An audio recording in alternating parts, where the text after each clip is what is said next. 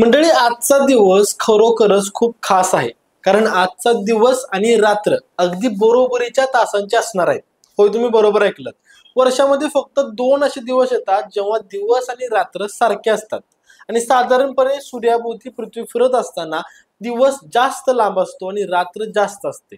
उन्हाळ्यामध्ये दिवस जास्त लांब आणि हिवाळ्यामध्ये रात्र जास्त असते.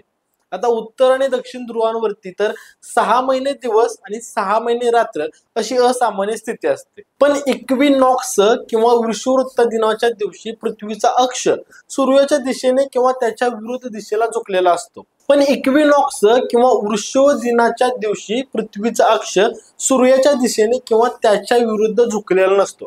आणि यामुळे होतं काय, तर दोन्ही गोलार्धांना सूर्यप्रकाश समान प्रमाणामध्ये मिळतो आणि दिवस आणि रात्र अगदी 12-12 तासांचे होतात.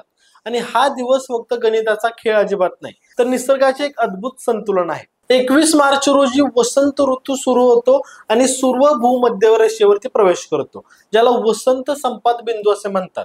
तर 22 सप्टेंबर रोजी शरद ऋतू सुरू होतो आणि सूर्य भूमध्य रेषेवरती प्रवेश करतो, त्याला शरद संपात ऋतू असे म्हणतात. इक्विनॉक्स म्हणजे काय, तर फक्त दिवस आणि रात्रीची बरोबरी नव्हे, तर पृथ्वी, सूर्य आणि निसर्ग यांच्यातील एक आदर्श संतुलन आहे.